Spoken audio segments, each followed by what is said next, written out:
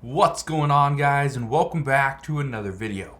So today we have a lot of stuff that we need to discuss, and if you want to skip to any of these ideas specifically, any of these stories, all you gotta do is use the timestamp down at the bottom of this video.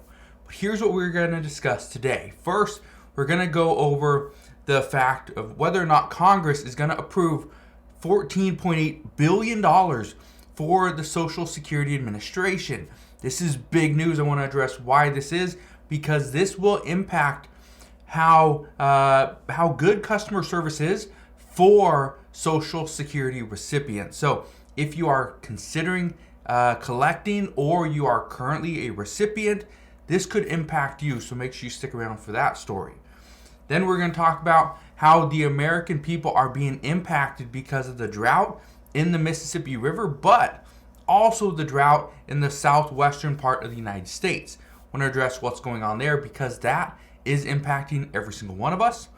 And lastly, is Congress going to step up, and are they going to pass legislation to require railroad workers to go back to work and not strike? They could potentially urge them and push them in the direction of just accepting the tentative agreement that's currently on the table. So we will address that at the end of this video. But again, all I ask is if you can just spend 2 seconds, go ahead, hit that like button, consider subscribing, and let's begin.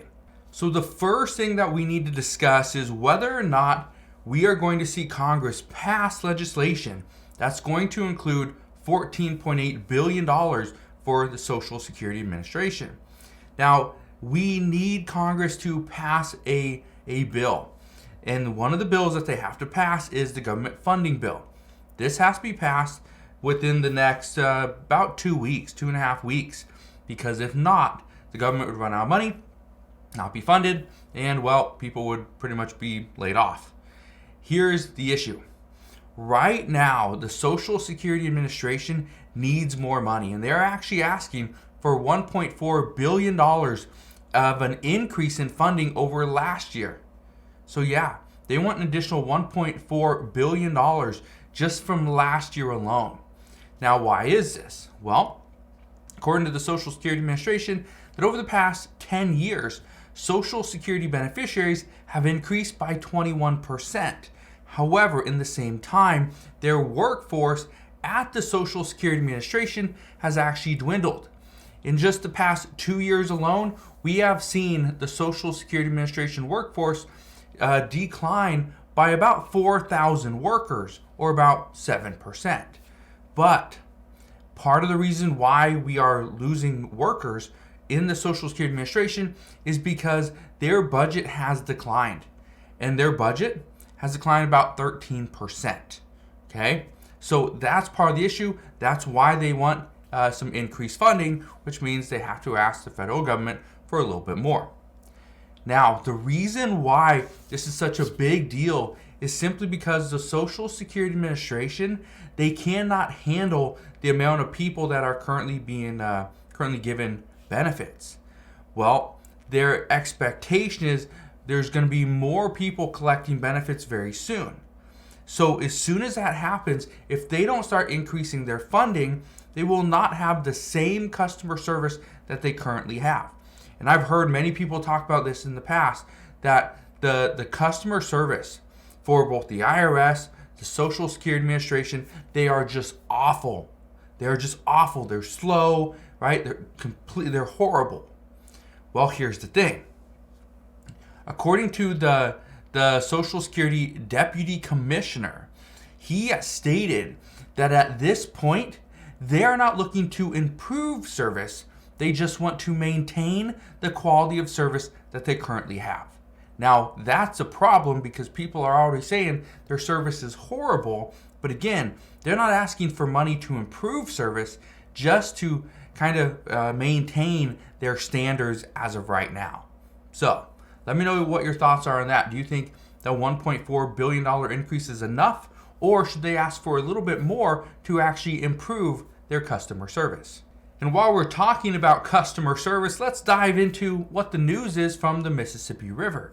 Because last month we saw that there were very low water levels in the Mississippi River, record lows. And because of this, nearly 3,000 barges got backed up. This is just in 1 month. In 1 month, 3,000 barges got backed up.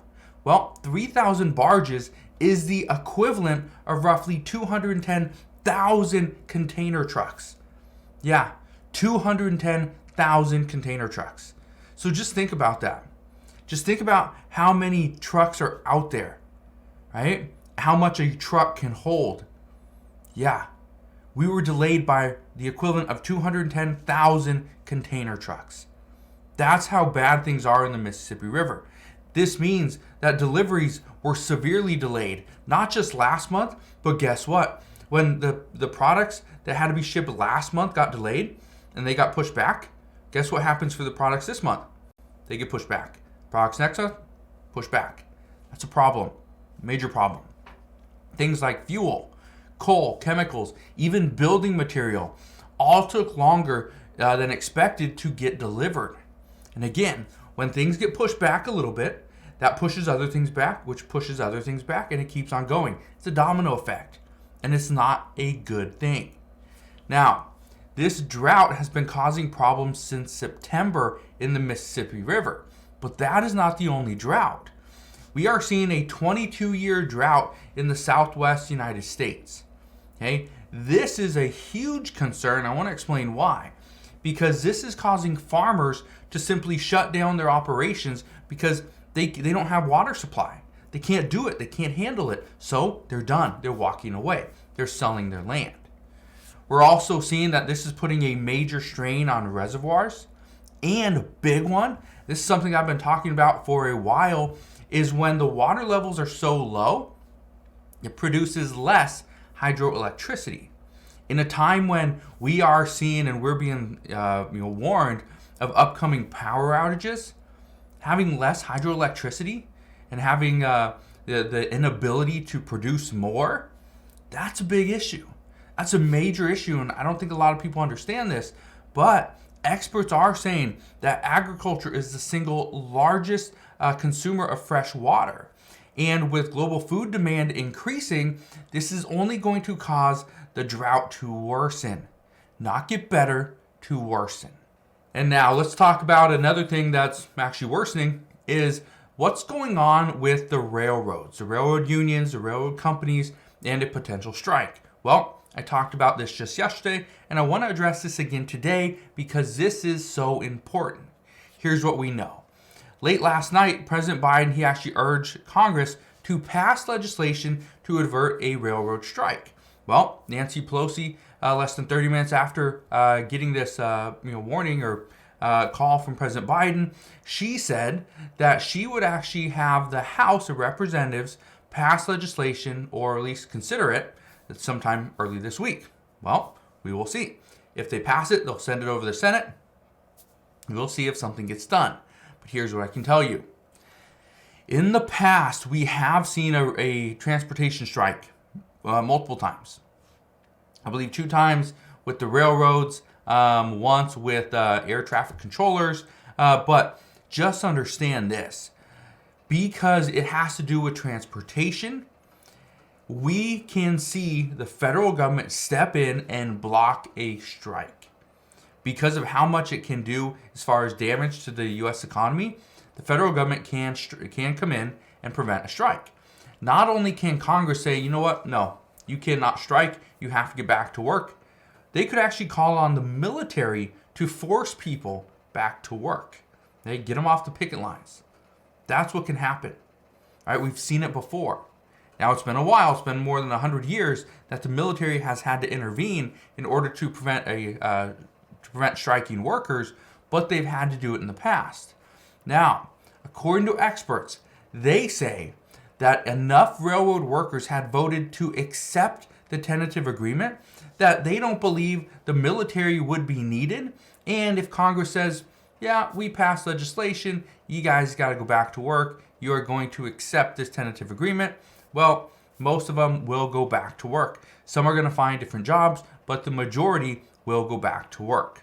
Now, keep this in mind. There's still time for the railroads and the unions to work out an agreement and negotiate and potentially pass this tentative agreement.